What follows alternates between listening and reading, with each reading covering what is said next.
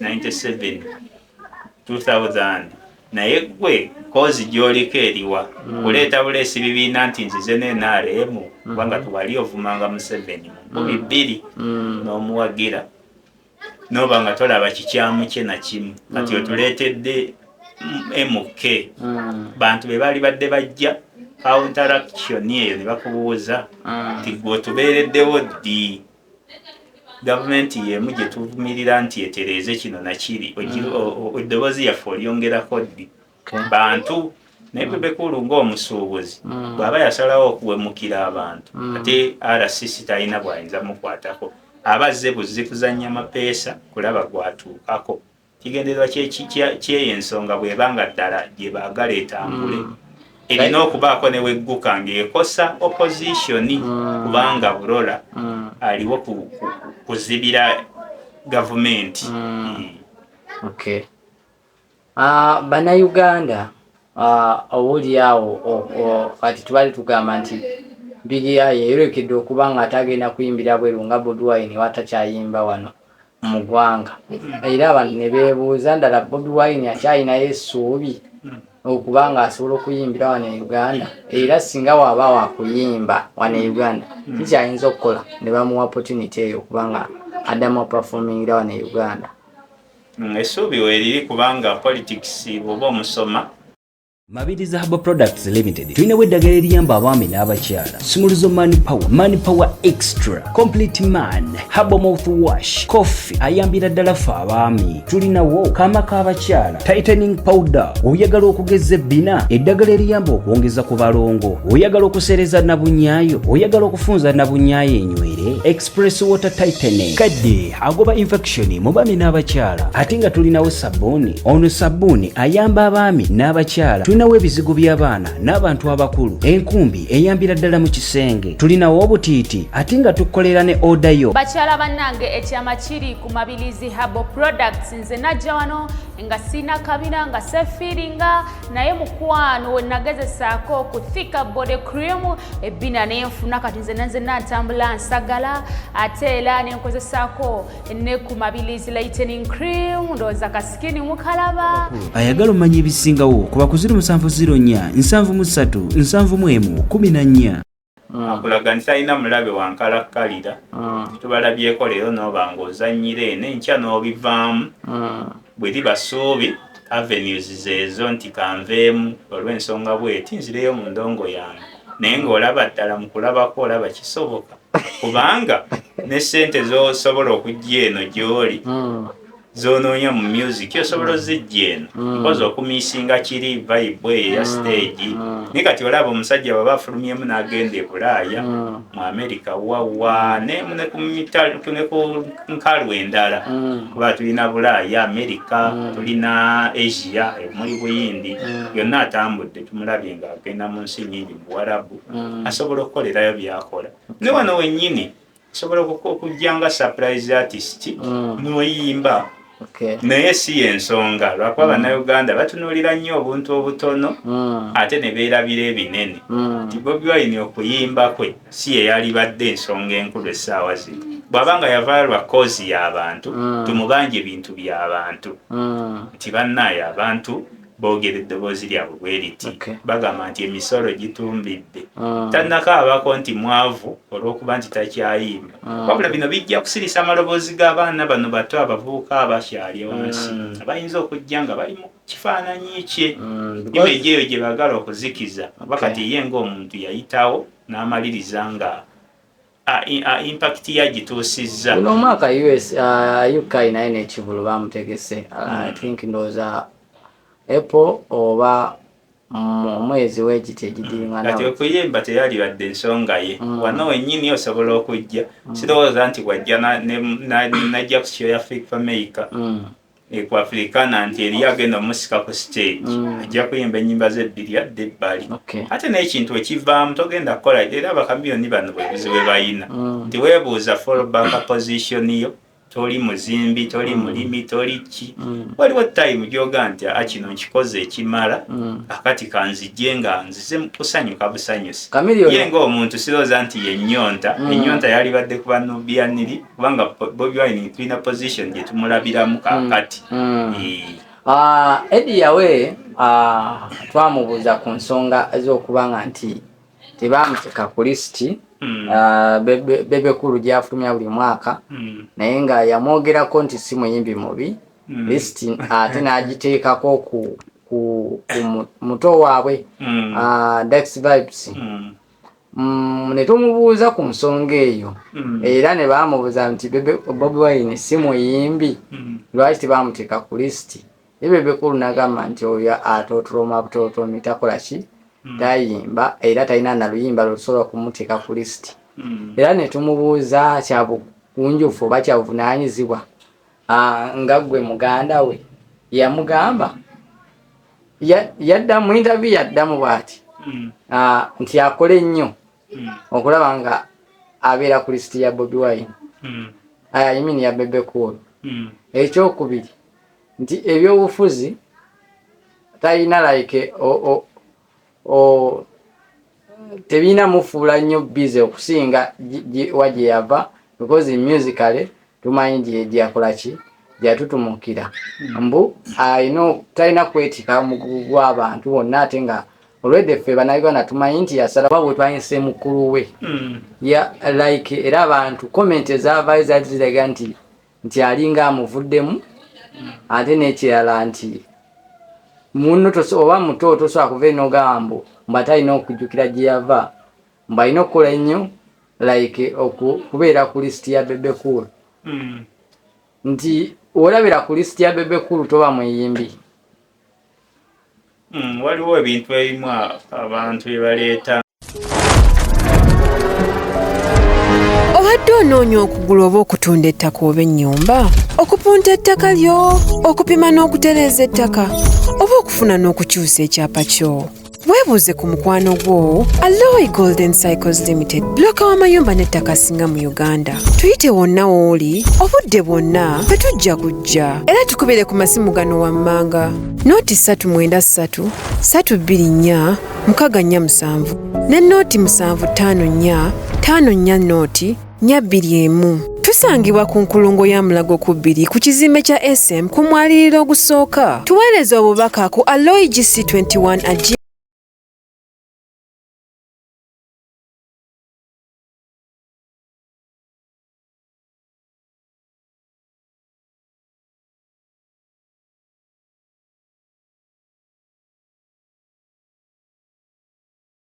nga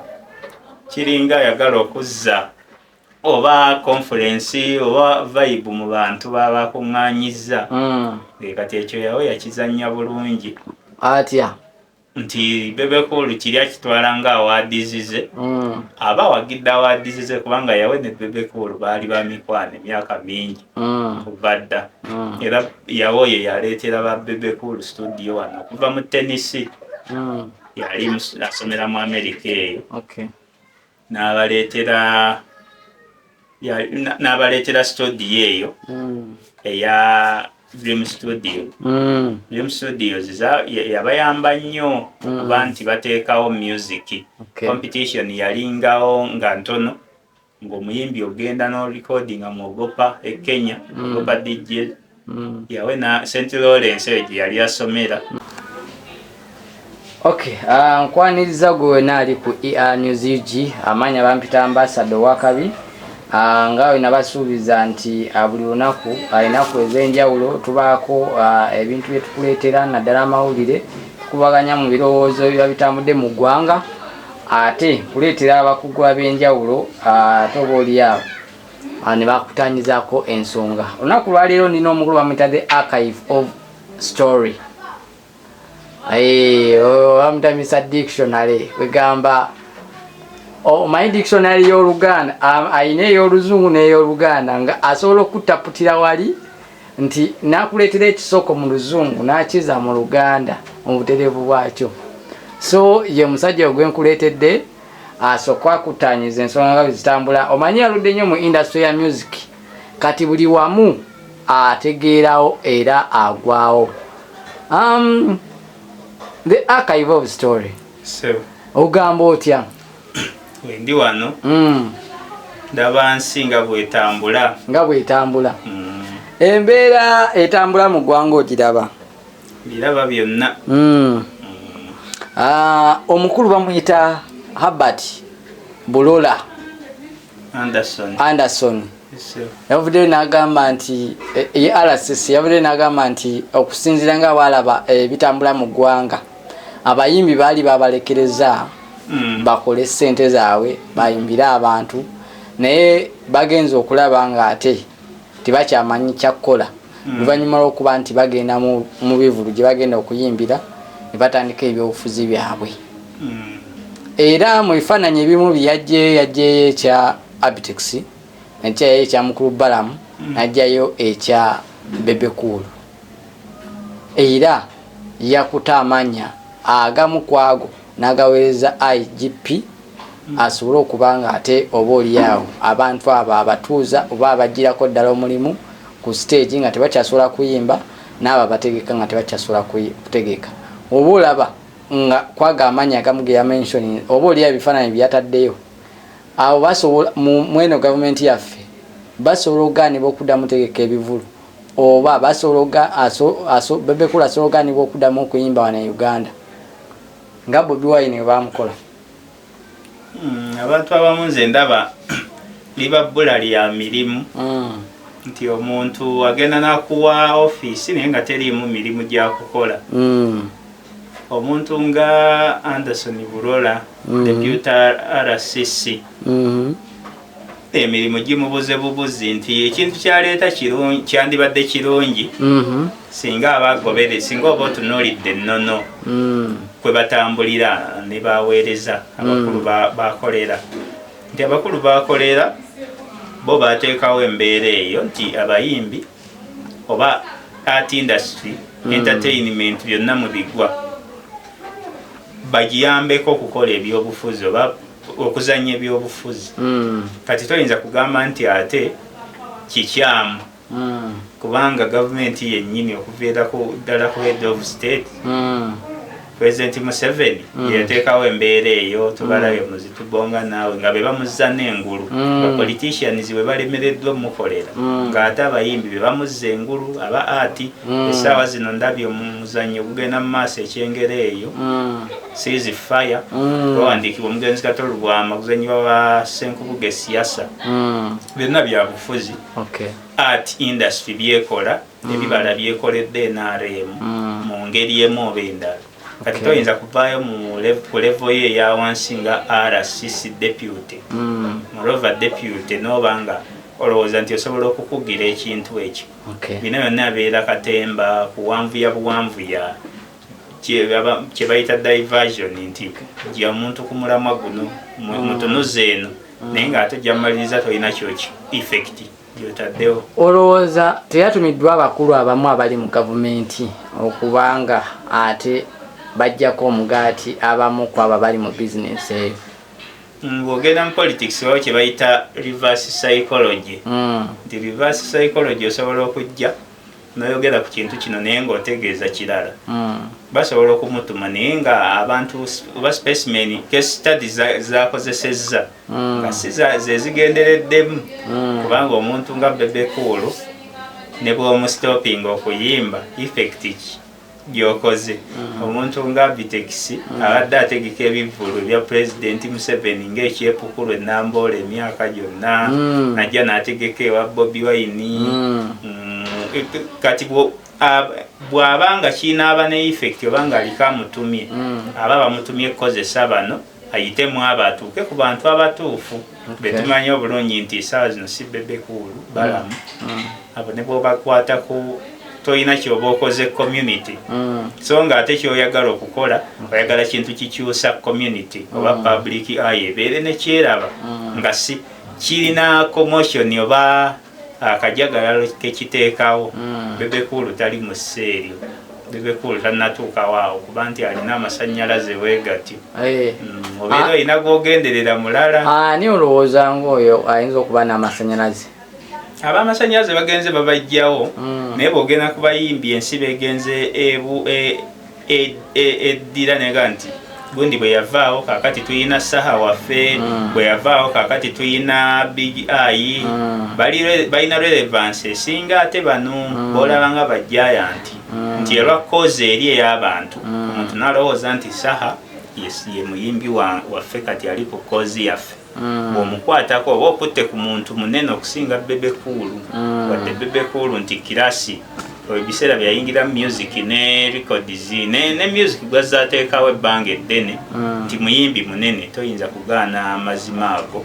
naye ate ono saha asobola okuyitawo mileage eba egenze olwa koze eri gy'alaga nti ayimba lw'abantu ate n'ekirala n'aba nti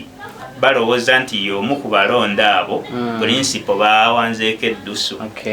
kati bw'oyita eyo n'ogwa ku basaha n'oba stoppinga nti gye mulaga tulabayo obeera okoze okusinga okugamba nti okome ku Bebe Cool eno oba oyiseyo buyisi nga kanyeebwa okwata oli gw'oyagala ne RCC eno nsonga nga ndaba gyayingiddemu eringa erimu eggumba anaamalako nayo anti ensonga erimu eggumba singa gavumenti ebanga kyeyagala bw'ebanga kyeyagala okukakkanya abayimbi bano bonna abalowoozebwa nti struggle bagigattako ettoffaali ebaamu eggumba era abaleese point naye bw'obanga onaakoma ku bayimbi abo boyogerako ABTEX okome ku omutegesi w'ABTEX okome ku BALAMU Bebe Cool tebalina nnyo kyamaanyi tulaba nti like abayimbi bonna abamu netugamba aba NUP bawaga Kyagulanyi tulaba Bebe Cool awaga MK naku zino ati MK kusaasira akyalina Museveni era obutambi obumu bujje butambula nga tuulaba kati Big Eye ali ku Bobi Wine agamba yamuwa amasannyalaze era buli wagenda asinziza Bobi Wine kati olowooza bayimbi baba bagenda kulyawa because era n'ekyokubiri nti abantu babeera ne zipate zaabwe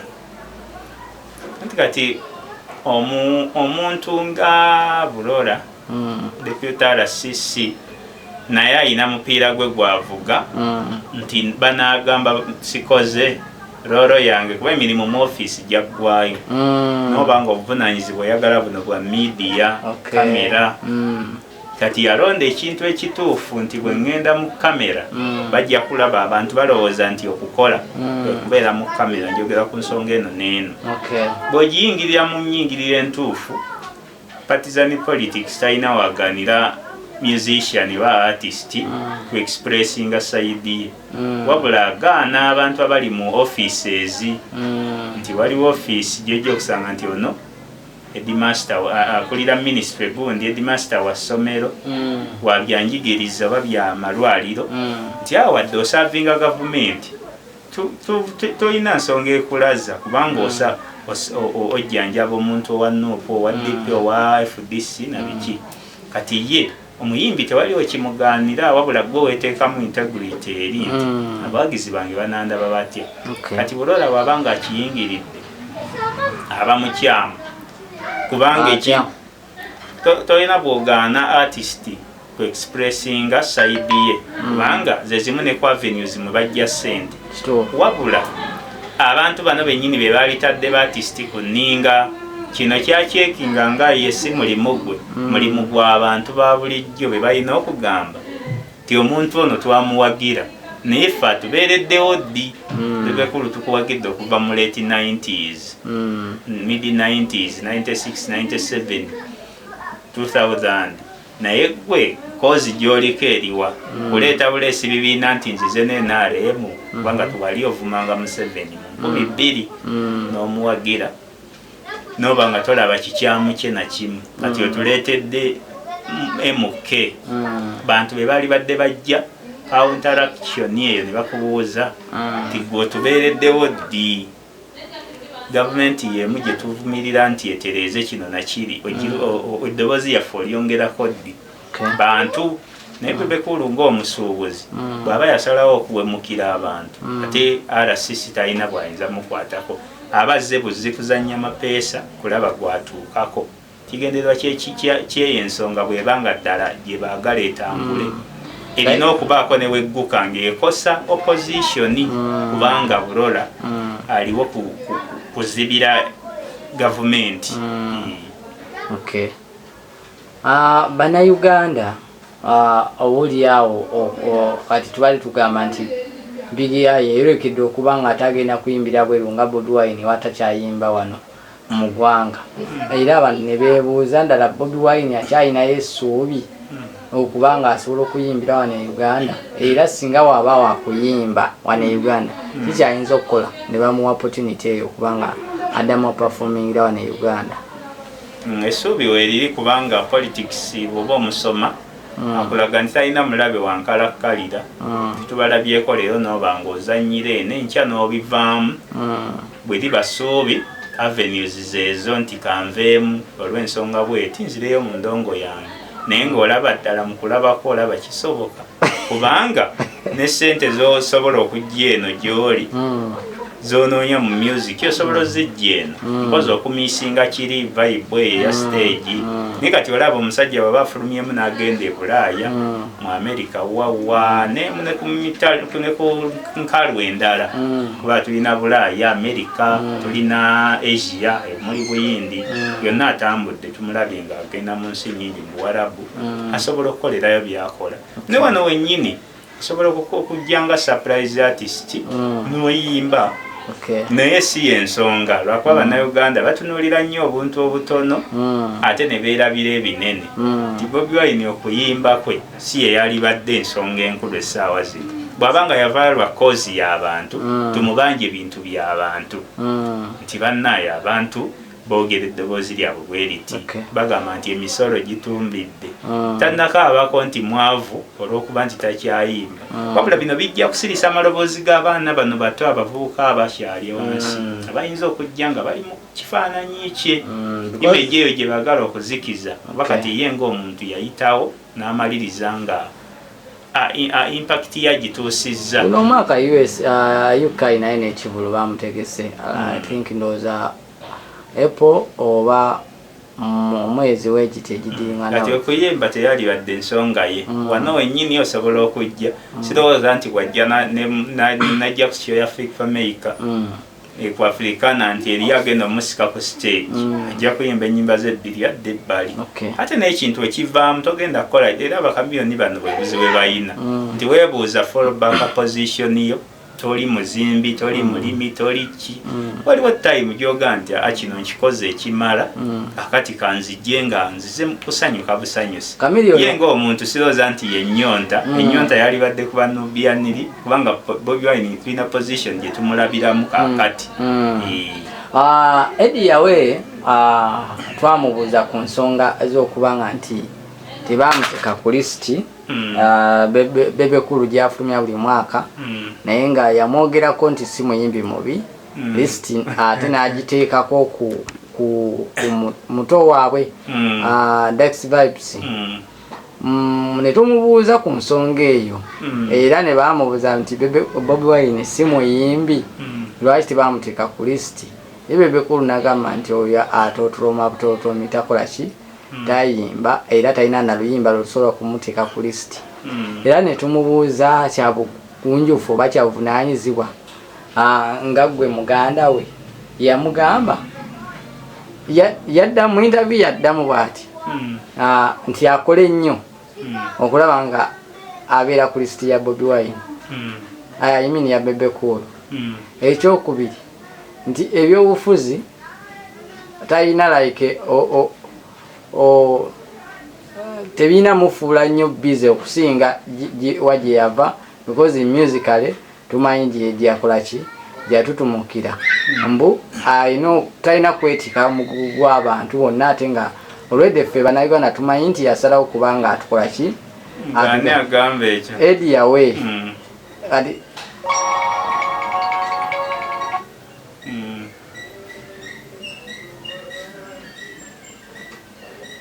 so Kugamba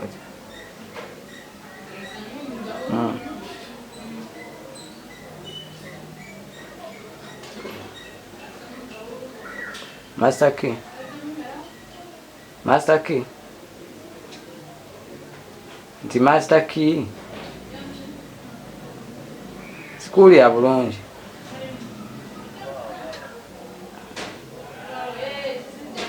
gundi ligani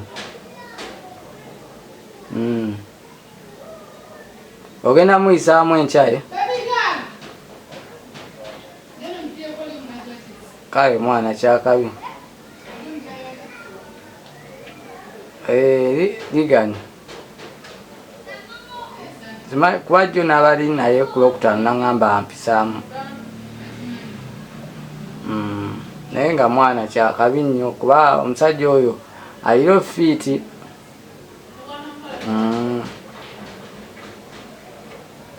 kale mwana kyakabi ka weekend kali katya kale nti kyakabi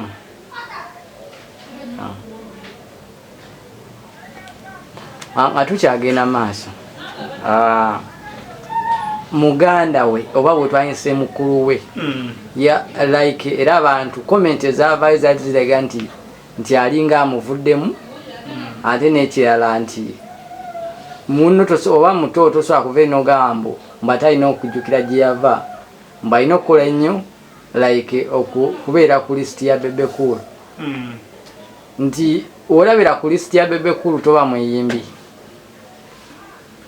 Waliwo ebintu ebimu abantu bye baleeta nga kiringa ayagala okuzza oba conference oba vibe mu bantu baba bakuŋŋaanyizza kati ekyo Yawe yakizannya bulungi atya nti Bebe Cool kiri akitwala nga awards ze aba wagidde awards ze kubanga Yawe ne Bebe Cool baali ba mikwano emyaka mingi kuva dda era Yawe oyo yaleetera ba Bebe Cool studio wano okuva mu Tennessee yali asomera mu America eyo n'abaleetera studio eyo eya Dream Studio. Dream Studios yabayamba nnyo kuba nti bateekawo music competition yalingawo nga ntono ng'omuyimbi ogenda n'orecordinga mu Ogopa e Kenya Ogopa DJ Yawe na St. Lawrence eyo gye yali asomera